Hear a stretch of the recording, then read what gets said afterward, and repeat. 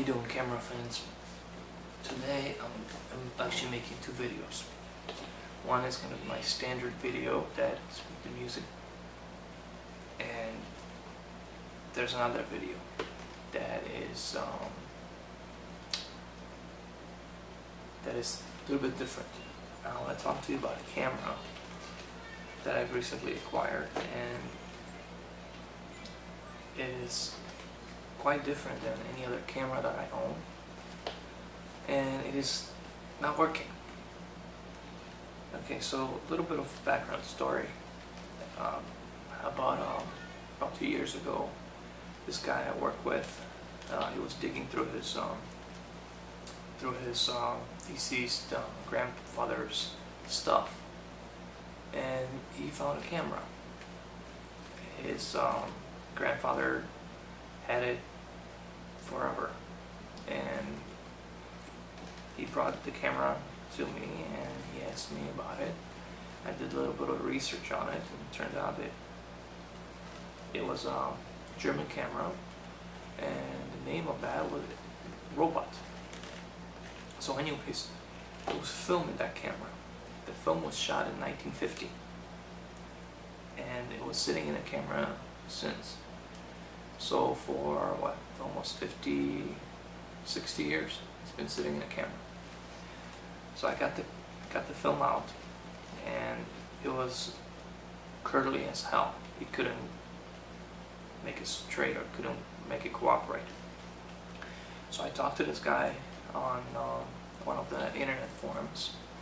I think his name on that forum is Gene M. He's like the guru when it comes to developing these old films. So I talked to him, and I got some developing times from my developer, and I developed a film. And it turns out there were images on it, and these images were of the person's grandfather. And it was a very weird format, and when I scanned them, like half frames would get cut off, and it's just a weird format. But anyways, 2 years, fast forward 2 years, I had 2 ammunition cases I wanted to sell, big ammunition cases, and this guy wanted them. But he said, you know, you want to trade them in for something? I go, sure. What do you got? And he said, I got this Robot camera that my grandfather had. I go, sure. So he brings this camera over, and I've seen the camera before because I opened it up and I took the film out of it. I was really excited about it. So he brought the camera. It comes in a nice leather case. Okay. Upon further research by him, it turns out that his grandfather, he was one of the soldiers fighting during World War II in Germany, and he got this camera off of a dead German soldier. He got the German's uniform and other stuff that belonged to that soldier, and he got the camera. He brought the camera to the States, and he shot one roll of film on it, which was around 1950s. How do we know it's 1950s? The film that was shot on was discontinued in 1950. So most likely 1949, maybe around that time. So he brought that camera out. I immediately opened it up, and I noticed that the film cassettes are missing, but he can't find them anymore. So here it is.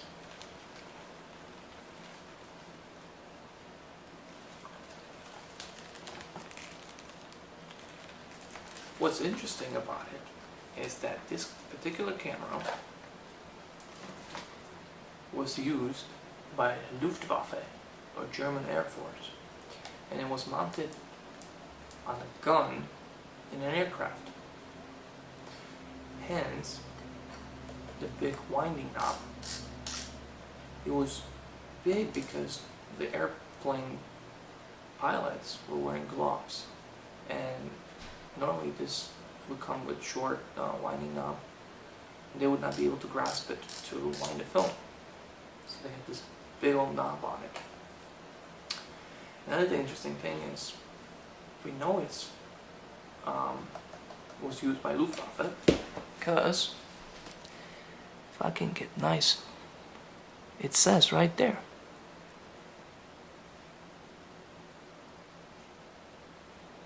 It's actually stamped right there in German, and it means property of Luftwaffe. The camera, I mean, if you look at it, it's pretty small. I think it was like a GoPro of World War II. Many other Air Force around the world use this camera. I think British RAF used this camera as well, but didn't have property of Luftwaffe stamped on it, most likely.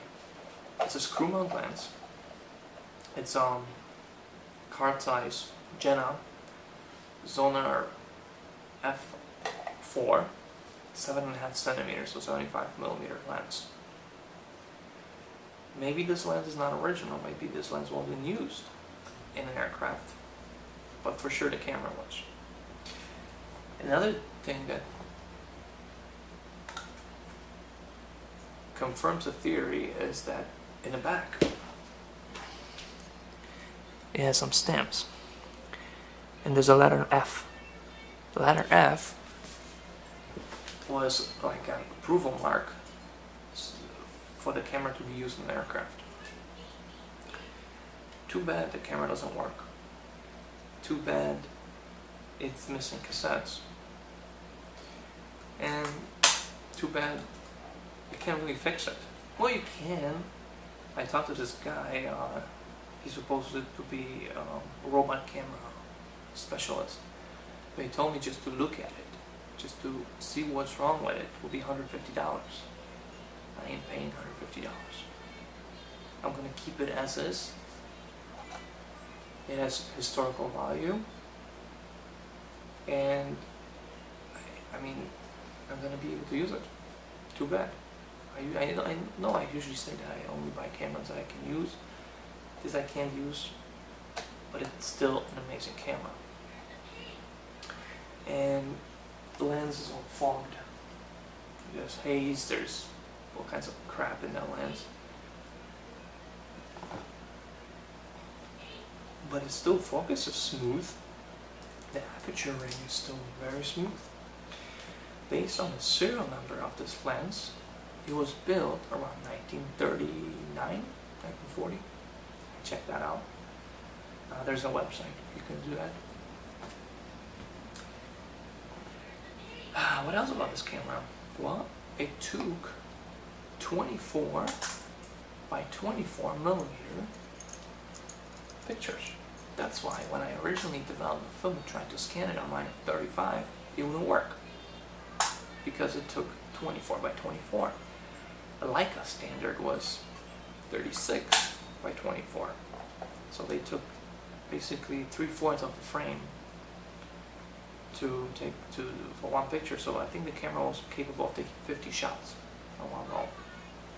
Nevertheless, it's an amazing camera, and it was used by German during World War II that was killed in action. The camera was taken away. It was brought to the States. It was shot with, and you notice that it doesn't have a viewfinder. These cameras, the civilian model had a little viewfinder here. This one doesn't, so it was like mounted, affixed to something, so it would always point in the same direction. The guy would just wind the knob and press the button.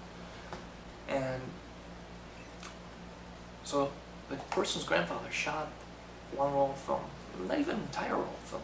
The images on it, when I first got it, I'll try to post some at the end of this video. They were weird images, man. There was kids wearing like wide, long gowns. Looked like something from 1800s. Creepy stuff. Especially when you develop film in your bathroom at 11 o'clock at night, and then you pull it out of the tank to check it out. You're so excited. What the heck? Creepy images. But guy got his images. He was really happy because he wanted to see what was on the film. I got a camera, and I'm very happy. So I'll be posting this video, and I'll be posting another video with different camera, but it will be normal video. I won't be talking there.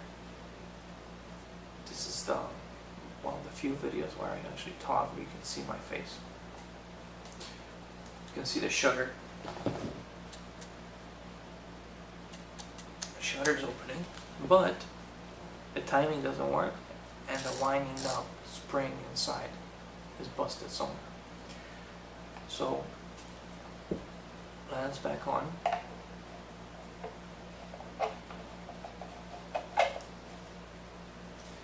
Back in the case,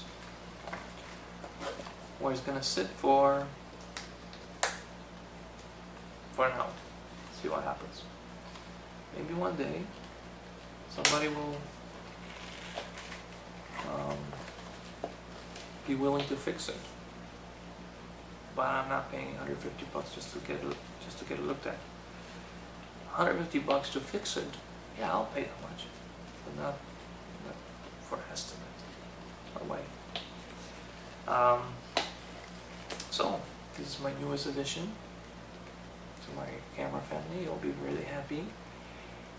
And if you watch my previous videos, you'll know that it'll be sitting in one of these WWII bags. I just got another one for $15, near mint condition. So if you want some good bags, look around online and on eBay and you'll find some good ones. Unless you find one from smoking home where it will stink like old eggs, don't buy those. Buy the ones from non-smoking places because they don't stink. I don't smoke. I quit 32 years ago. Nasty habit. Anyways, I hope you enjoyed this video. What else? What else can I say about it? Well, I guess that's it. You can do your own research. The camera's name is Robot 2 Luftwaffe Edition. I'm not even going to try to pronounce what it says in the back. Einguntum. Maybe somebody from German-speaking countries watching this video can tell me how you pronounce that properly. I have no idea. I don't want to mess up. Although I really like German language, all I can say in German is Ich habe eine Frau und 3 Kinder, which is not true. Ich habe eine Frau und 2 Kinder. And I can say Dieses Auto hat ein Schieberdach. That's all I can say. Yeah, years of German language learning paid off. Alright, camera fans. Till next time. Keep watching my videos. And hopefully post some comments, post some opinions. What you think about my channel, my videos. Are they helpful? Do you like them? Would you want to see something else? These are my babies, although I have 2 kids. These are my adopted babies. And I love them very much. You know, at one point I tried to sell a few of my cameras to help pay for different cameras. So what I did, I actually put them out on eBay, and I put a price that was unreasonably high so that nobody would buy them.